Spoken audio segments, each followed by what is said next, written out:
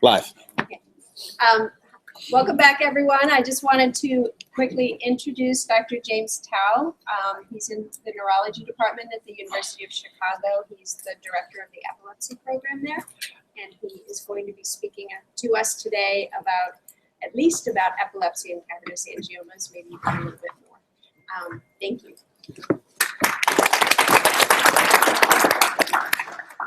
Thank you.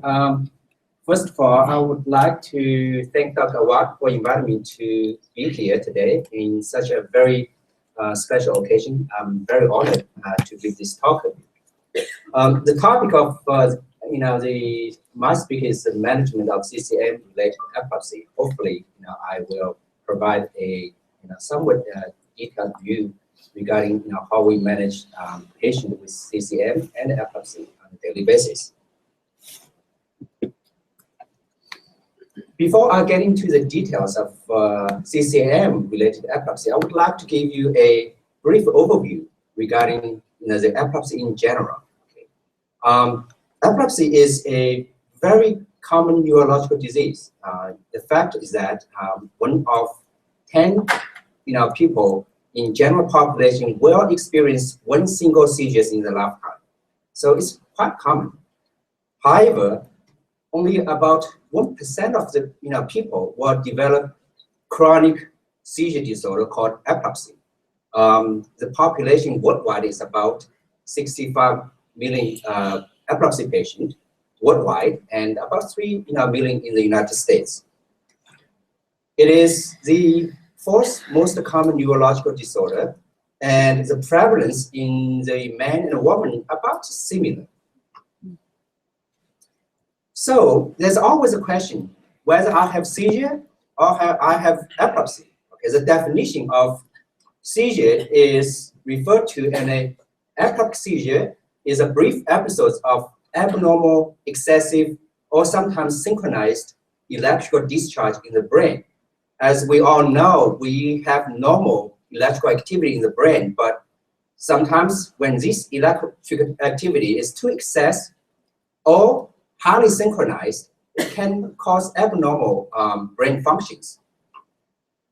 The signs and symptoms associated with seizures can vary widely from excessive body jerking to a brief loss of consciousness. So can have all kinds of symptoms, depends on where the seizure focus. The definition of epilepsy is a chronic state, often referred to an individual who has at least 2 or more seizures, spaced by 24 hours. That's the classic definition of epilepsy. But recently, there are some slight modification to the definition.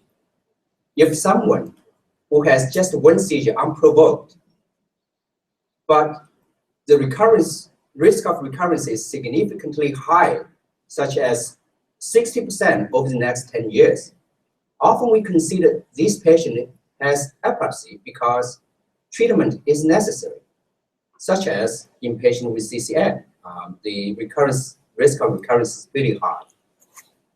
Or sometimes if a patient who has epilepsy, and we believe that epilepsy is because of the genetic risk, in such patient, the risk of recurrence is pretty high. Even they have just 1 seizure, we consider them having epilepsy. Many times, a patient with epilepsy comes to our clinic. We cannot define a specific etiology and tell them why they have seizures or epilepsy. This about more than half of the patients, because their brain MRI is normal, all the physical exam are normal, all the blood tests come back normal. We cannot really tell them why. And a significant portion of this population is because they have genetically inherited risk. Okay, this is about 30% of the patient with epilepsy. You can tell that vascular etiology, about 10% of the epilepsy population, including CCMs. Other causes can be congenital malformation, traumatic brain injury, such as somebody had a car accident, had a skull fracture or bleeding in the brain. Tumor, also very common. an infection or degenerative disorder.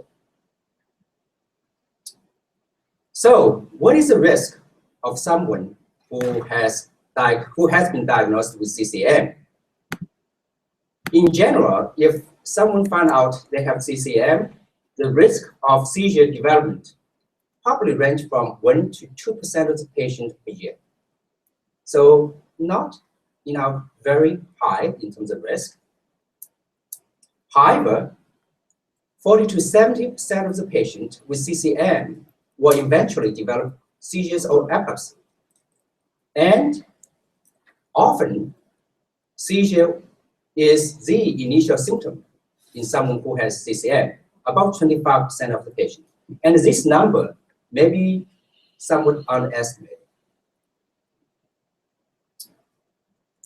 Not all the CCM carry the same amount of risk for epilepsy or seizures. Okay, certain CCMs carry a higher risk and others carry a lower risk.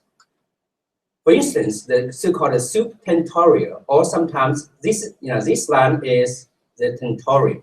Okay, above this line called subtentorial, if a CCM is found in this location, the risk of seizure or epilepsy was significantly higher compared to the CCMs inside of the brainstem, so-called infratentorial. Okay. This is about 50 to 60 versus 0 to 20%. Or if a CCM located in this area called the cortical area, which is outside portion of the brain, where most of the nerve cells or neurons locates, versus subcortical, like this CCM, is deep in the brain. There's no nerve cells in this location. Most of the things over here is the cables of the neurons.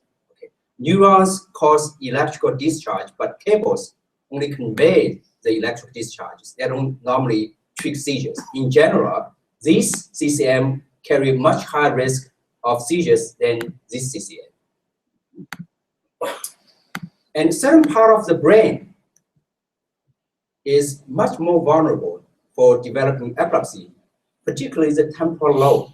Okay, temporal lobe is a very common location for seizure focus, and particularly the inside part called the mesial temporal area, where there's a structure called hippocampus. This is where the memory is, registered and consolidated. Okay. A lot of patients with seizures around this location have a significant memory impairment or decline. There's a reason why. And particularly, the seizure in this location often eventually become drug resistant, means medication will not completely control the seizures. So, if you have a seizures, what kind of symptoms or signs you will have? There's a wide range in terms of symptoms of signs. In general, initially these symptoms can be very, very subtle. You may only have a brief numbness in one of your arms or legs or face, okay? Or you have a jerking in the hands or feet, or a brief episode of blurry vision, dizziness, a feeling of deja vu, okay, also very common. Or sometimes stomach upset, nausea, this rising sensation. And in some patients, this can go on for years before eventually they start having a full-blown seizures. Or intense fear or panic disorder, panicking events. This is very common. A lot of patients have these subtle panic events or intense fear for a number of years, not knowing actually they are seizure-related, and have been treated with panic disorder using antidepressant or clonazepam, not realizing they are seizures.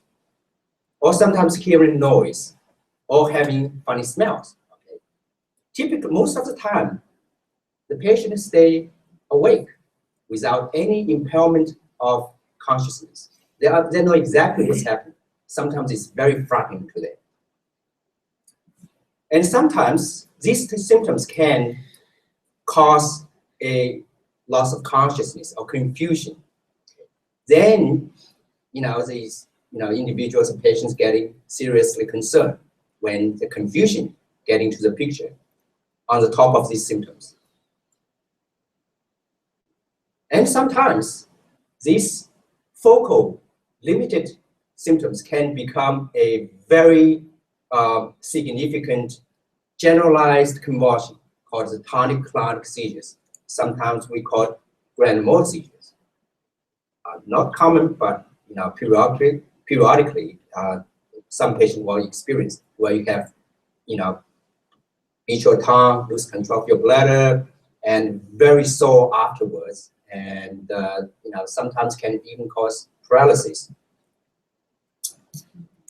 So next question is, why CCM causes seizures? The mechanism is not really fully understood. We do not know exactly why.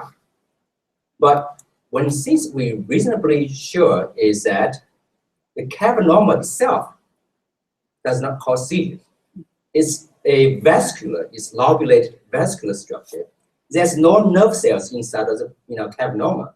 The blood vessel does not generate electrical discharge. Okay? So cavernoma itself does not cause seizures. What really causing seizures is the sick tissue around this cavernoma, this sick tissue, the iron bleeding area, because this brain tissue are very irritable, partly because this cavernoma pushing around, or the blood actually very irritable to the brain tissue, or sometimes this area of brain tissue has other congenital malformations, may or may not have anything to do with cavernoma. So these are, and sometimes the chemicals, so-called the neurotransmitter, may be disarranged.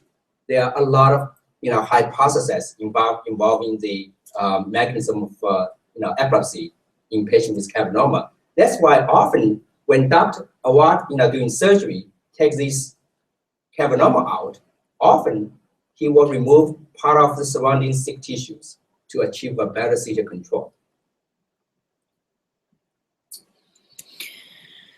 The diagnosis of cavernoma-related epilepsy is relatively straightforward.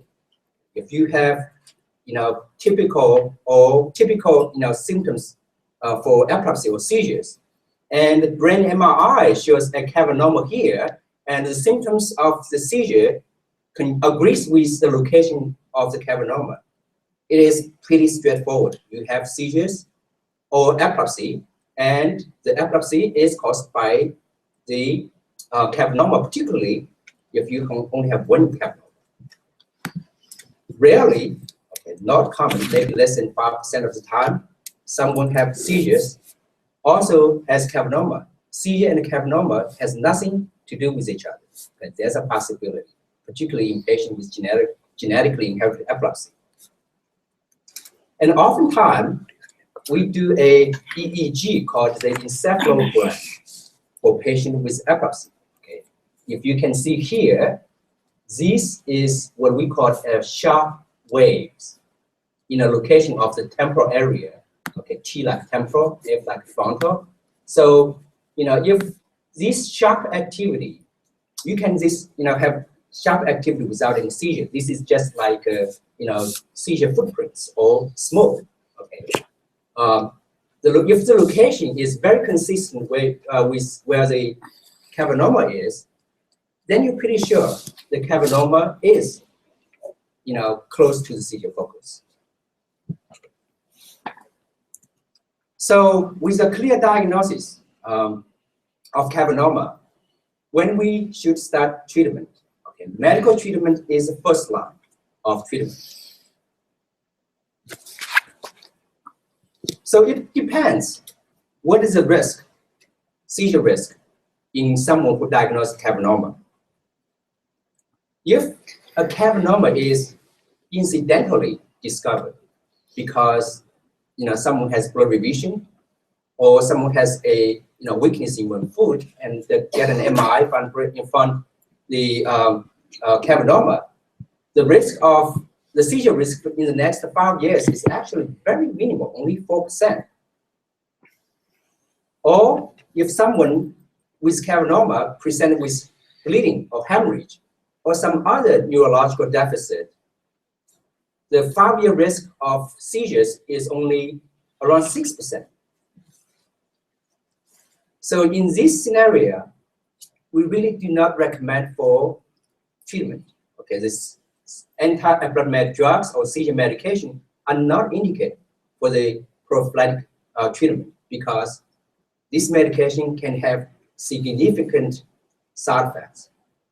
Yes, if you treat such patient, the risk will be lowered, but marginally. But the chance to have side effects is significant. It just does not improve the quality of care, quality of life at this point. So in general, we do not recommend for prophylactic treatment if someone with cavernoma and never had a seizure in the past. However, if someone is diagnosed with epilepsy or had first seizures, the risk of having another seizure in the next 5 years skyrocketing dramatically, the risk. 94% in the next 5 years. And the diagnosis of epilepsy in general can be established even if you only had one seizure, because such a high risk of recurrence in the next 5 years. And the treatment with seizure medication in general is indicated. So we have a lot of seizure medication available for us. And there's now around 25 seizure medication on the market. 2 decades ago, we only have a handful. These are traditional like phenobarbital, phenytoin, carbamazepine, but now we have a lot. We have 2nd or 3rd generation of anticonvulsant. So generally we categorize into established or old seizure medications. These medications are very good. Often we call them oldies and the goodies because they're very effective. And newer medications, we have a lot. They're not necessarily more efficacious to this old medication in terms of seizure control. However, the new generation medications are a lot more tolerable, have much less side effects. So what other medications are commonly indicated or commonly considered for patients with CCM?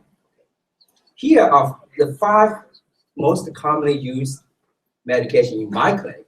Since Dr. Awad came to University of Chicago, the population of epilepsy patients in my clinic with CCM increased dramatically, has become a significant portion of my clinical practice. These are the common medications I often choose from. It is really, there's no cookie cutter. It is fairly individualized based on, your gender, based on whether you have other medical conditions or such as high blood pressure or diabetes, because drug-drug interaction can be very significant based on whether you are childbearing age, side effects of the pregnancy. All these.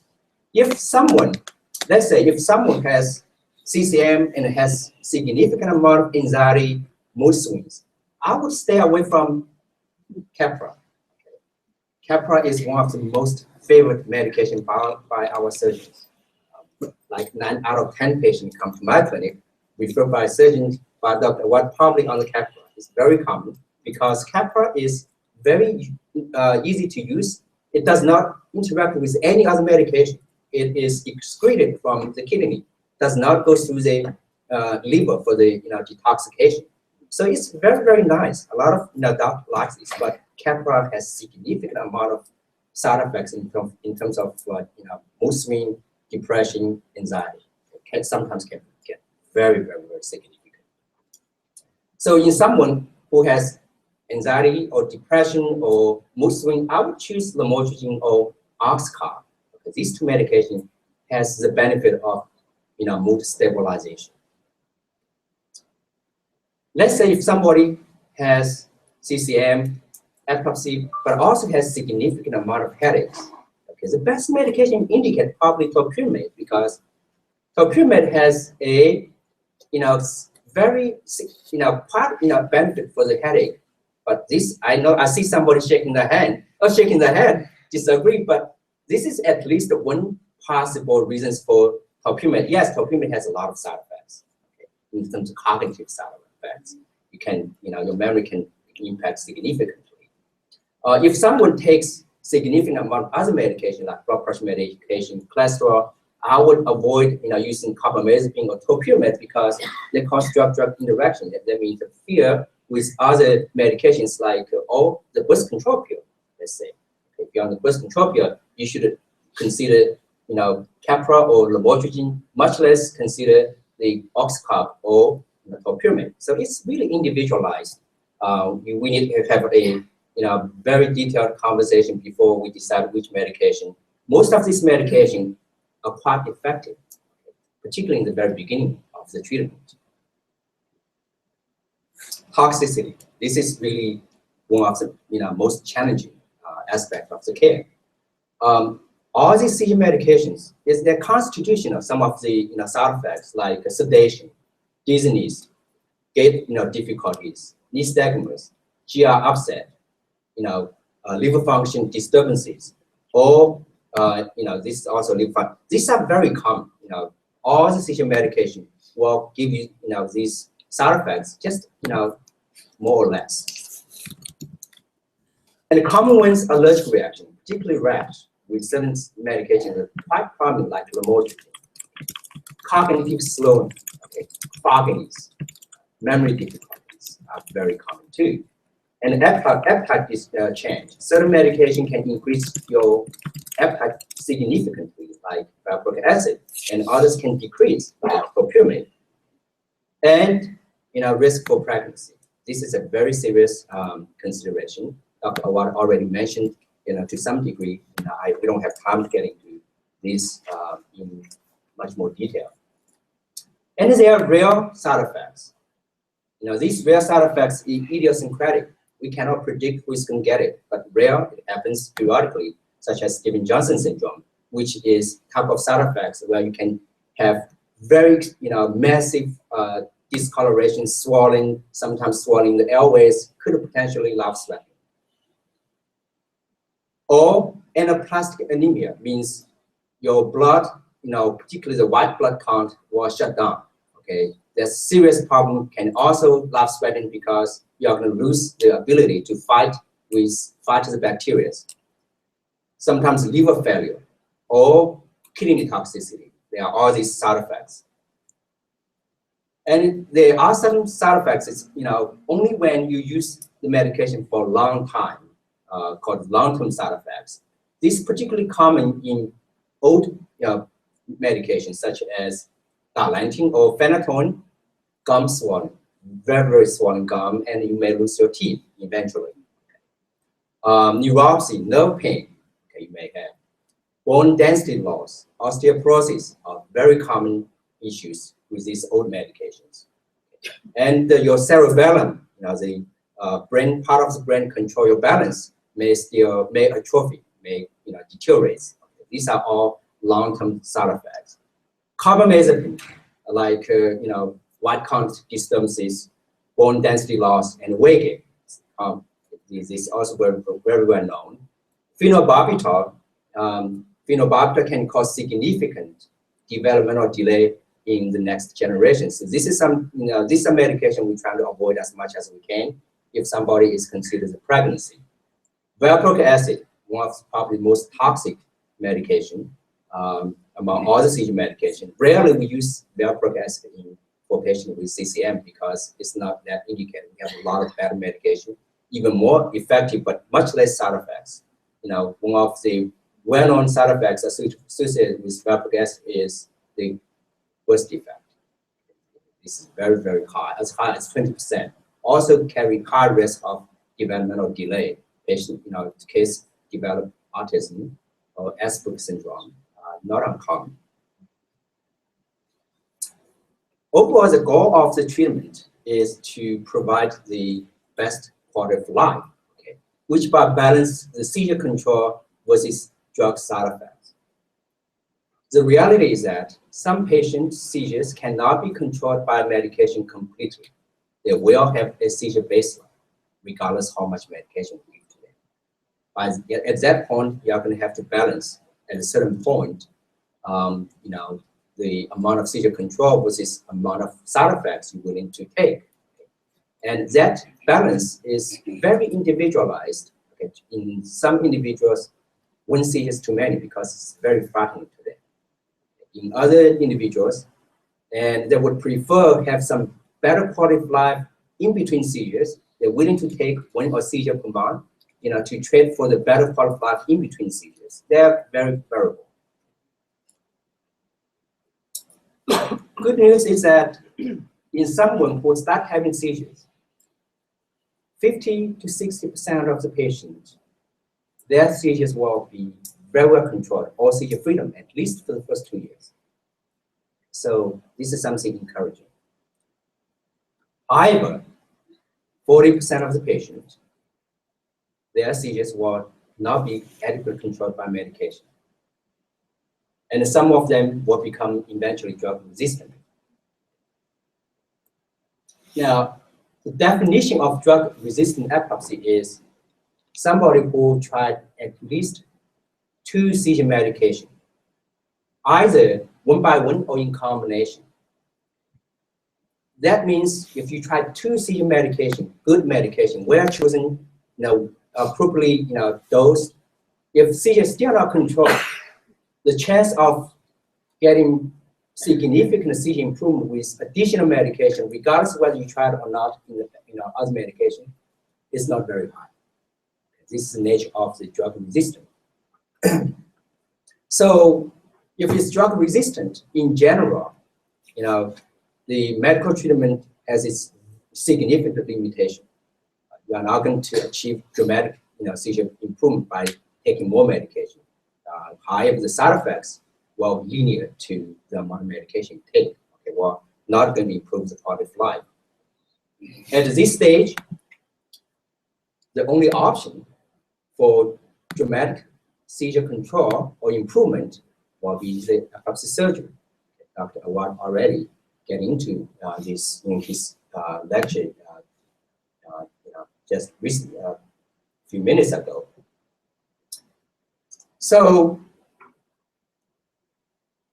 most of the patients with single CCM has a short duration of epilepsy history. The patient can just go directly. Dr. Awad can take the lesion out, maybe take some part of the sick tissue around the lesion. That will be it. Okay. The seizure freedom outcome can be very, very good. 70% on the average. 70% of the patient will become seizure free after a single lesionectomy, called lesionectomy. Takes the lesion out, maybe a little bit surrounding sick tissue. That most of the time, this is what we have been doing. This is what Dr. White has been doing. However, in some patients, more comprehensive evaluation to localize the seizure focus precisely by video EEG monitoring is necessary. Okay, particularly in patients with multiple cavernomas.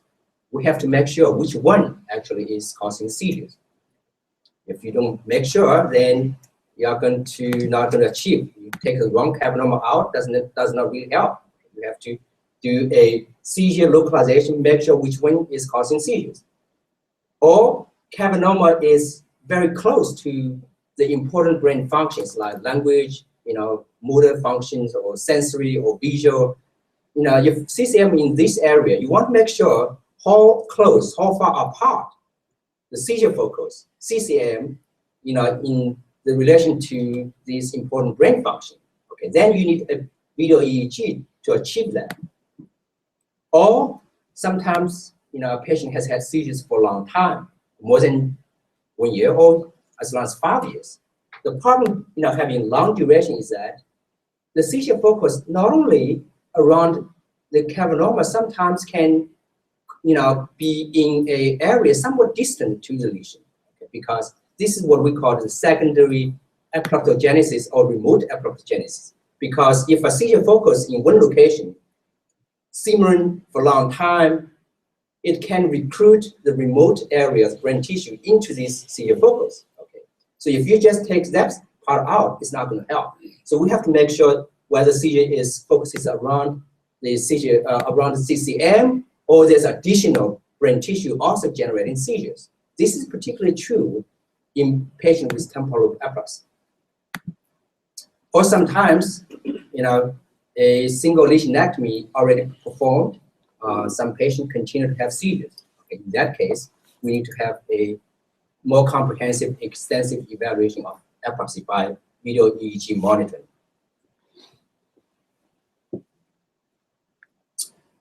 This is what we can record. Okay, this is actually a seizure, so-called excessive synchronized abnormal electrical discharge.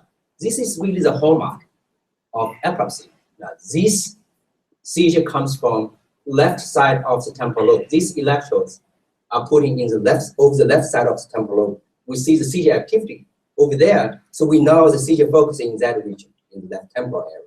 If the cavernoma is in the left temporal area, we know these two co-localize. But if cavernoma in the other side of the brain, we know it has nothing to do with each other. Okay, so by removing that, cavernoma cannot cure seizures. Okay, so that's the purpose of more comprehensive, evaluation for the seizure focus.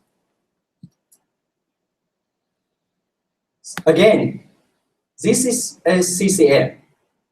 It happens to be very close to the language cortex, which illustrated by the functional MRI. This is the area controls the receptive speech, the understanding of spoken language. Okay. If you have surgery and damage this area, then you are not going to be understand anybody else speak. So then it's called a receptive language deficit. In that case, we really have to make sure how close this seizure focus, because as we mentioned, seizures does not come from cavernoma, but from the surrounding tissues. You want to make sure, when we do the surgery, we try not to interfere with this language cortex. And what do? Often we have to put the electrodes inside of the brain. Okay, a lot of electrodes cover the cavernoma, cover the brain, controls the language, speaking language. Then we record the seizures knowing exactly where the seizure focus is. After we record all the seizures, we also send the electrical discharge trying to disrupt the receptive language, so we know where the language control area is. So this can be highlighted like this. Okay, this is all the electrodes we put in the brain, and this is where we record the seizure comes from. Actually, seizure comes from a broad area of brain tissue, localized in the inferior portion of the temporal lobe, and the cavernoma actually sit inside of this cortex. Now this is the red electrodes. This green electrodes is where the receptive language cortex localized. You see how much you can go, posteriorly. Okay, so what we did actually, we did an expanded so-called lobectomy to remove the tissues of some certain portion of the tissue surrounding the cavernoma with as much as seizure focus out, not to touch this language area. Okay, so this doesn't happen very often, but periodically, Dr. Awad and I will decide this is probably the best course of action. This, we don't want to trade the seizure freedom for language deficit, because it's a not good trade-off. And sometimes this surgery does not guarantee you will be seizure free, but if you touch this area, it will guarantee you will have a language deficit. So that's why we were very careful, in this scenario. So there are some, way we can predict who is going to more likely become seizure free and who is less likely to become seizure free. seizure duration. The longer seizure duration, the less likely to become seizure freedom after surgery. So the timing of surgery, particularly because of seizure control, is quite variable. We don't have a clear guidelines in terms of when. Okay, Dr. Awad just mentioned that if you have a single cavernoma, you have epilepsy, and the cavernoma happens to be in a very safe location. So the best course of action is to take that cavernoma out, because if you leave it behind after a long period of time, the seizures may become chronic, drug resistant. Then even then if you do a surgery, the outcome may not be nearly as good. Okay, so but in patients with well-controlled seizure disorder or epilepsy, that's really a question whether you want to do it or not. Okay? Particularly when the cavernoma is in a very critical location close to the functional cortex. Also depends on extent of resection, how much tissue you take out. Generally speaking, the more brain sick tissue you take out, the better surgical outcome. If it is safe, probably a good idea to take more this sick tissue out if it does not interfere normal brain function. In addition, anatomic location, certain part of the brain, the surgery, single lesionectomy, will have a very good surgical outcome. Particularly, they look, the seizure focus outside the temporal lobe, called the extratemporal. The seizure freedom can achieve as high as 90%. But the CCM in the temporal lobe, the surgical outcome is only around 50% if you only take the lesion out. You need to take a lot more tissue in order to achieve better seizure control. So the algorithm or paradigm, is not well established in the literature. Epilepsy doctors and surgeons often, disagree in terms of when, the surgery should be indicated and how much tissue needs to be taken out. Recently, Dr. Laura Gerhard from Cleveland Clinic proposed an algorithm, which some agree. So it is really depends on where the CCM. If the CCM in the temporal lobe, extratemporal lobe, means such as in the frontal area or parietal, in these locations, the surgical outcome is very good. 90% of the time, if you just take the lesion out, maybe with a little bit of surrounding sick tissues, we just do a lesionectomy, take the lesion out. However, if the CCM in the temporal lobe, things getting a lot more complicated. That depends on a structure called hippocampus, like I showed previously. If the hippocampus is normal or not. If it's abnormal, means not only the CCM can cause the seizures, the hippocampus also is potentially a seizure focus. In that case, you want to remove as much as you can. You're gonna lobectomy takes the part of the lobe out, not just the lesion, called lobectomy. However, if the hippocampus is normal, means the hippocampus probably not involved in seizure focus. Not involved in seizure focus. Sometimes we need to have electrode inside the brain to make that distinction. If it's normal, then it will depend on duration.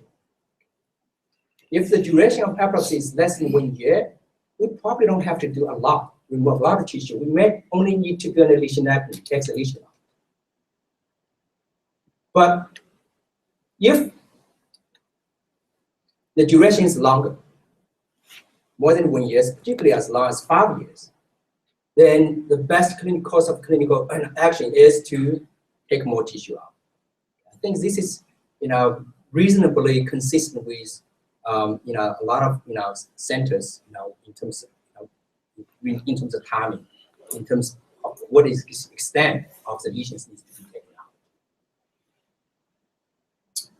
Okay, I'm going to stop here. Thank you very much for your attention, and I wasn't happy to answer questions.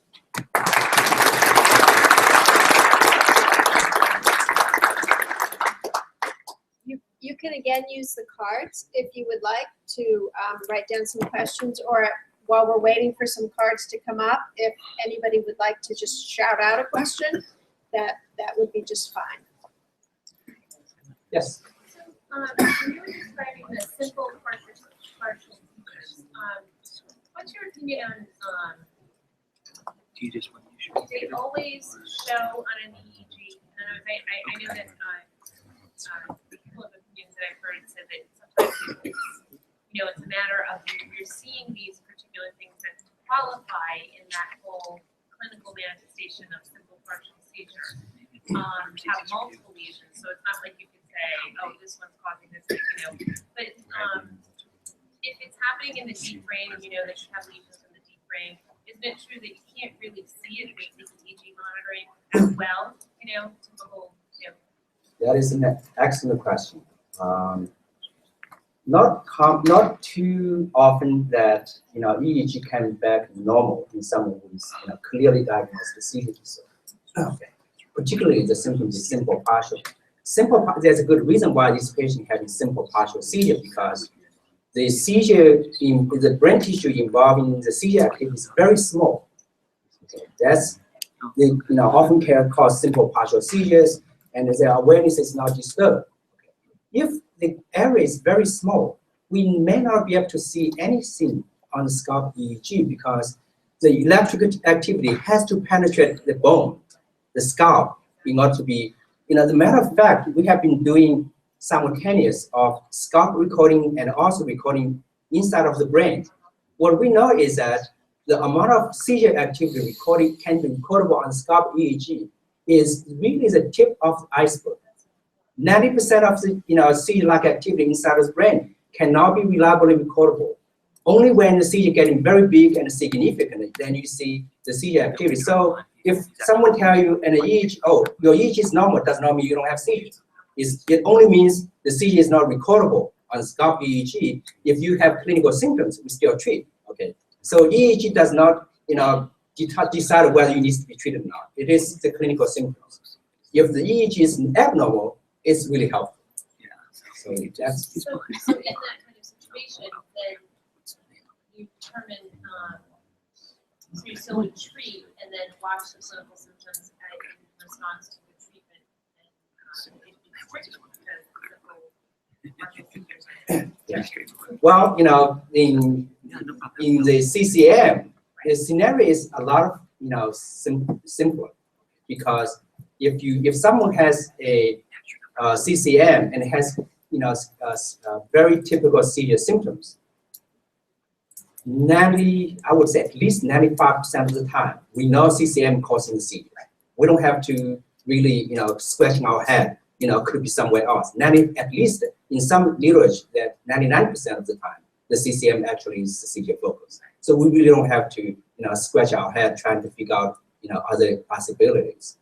So we just treat, and particularly the patient has a positive response to the treatment, then that's pretty much a the right course of direction.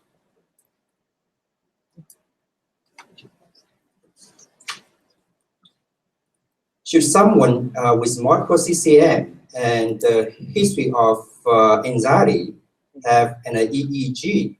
The question, yes. Like I said, many patients with subtle symptoms, just anxiety or panicking, a lot of significant portion of patients come to clinic. They don't consider these panic events as seizures. As a matter of fact, yes, they are seizures. They're just subtle seizures. Yeah, they should have an EEG, particularly the EEG shows seizure activity. Then it's almost certain those panicking or anxiety probably relate to the seizure activity, particularly when this anxiety is episodic. Not like if the anxiety is constant, lasting for a day, this is unlikely seizure related. But if this tense of anxiety and anxiousness only lasts for, most of seizure lasts for 2 to 5 minutes. The anxiety should be around 5 5 to 10 minutes duration. Then they settle down, then become better. Yes. Sorry, doctor. So in that case, where a patient does have that anxiety that lasts those small periods of time, would you recommend that that patient go on a seizure medication or not go on? That's the question. Yeah, there's a decision needs to be made. Yes. It all depends on how how much do you believe the anxiety. Not all the anxiety are seizure related. Some anxiety just because of the personality, because all the stress in the life has nothing to do with seizures. But certain seizures, particularly the temporal epilepsy, fear, anxiety are very common. Okay, symptoms. Then you and your doctor has to make a decision whether how likely this anxiety are seizure related or just related to all the stressors or some psychiatric related symptoms. Okay. Let me see. I need my glasses. Sorry. I can read it for me. Yeah. What are your thoughts on VNS therapy for uncontrolled seizures, simple partial? Yeah. Well, the answer is, in general, VNS is not indicated. The reason why is that VNS is not that effective. We recommend VNS only because medication is no longer working, and only if they are not good candidate for surgery. Then VNS get into the picture. In someone whose seizures can be adequately controlled by medication, we don't need a big VNS. In someone who is a good surgical candidate, surgery should be considered before we consider the VNS. So, I would say never, but rarely, VNS is considered as an option for patient with CCM. The next question is, can a seizure cause a CCM to bleed? And does seizure duration, like status epilepticus, affect CCM? That is a question I do not have a clear answer to yet. At least in the literature, there's no indication seizure itself directly increases the risk of seizures. However, in a convulsive seizures, there's a lot of things can happen during convulsive seizures, like vigorous body shaking and vasovasion, and the pressure in the brain can increase significantly in a patient who has a convulsive seizure or grand mal seizure. In that case, the risk of bleeding may increase. Okay, this not directly related to the electrical related risk, but overall because of the convulsion, they just like you bench press. Okay, similar in that regard. Any other questions? Let's roll the cards I have. Okay. Thank you very much.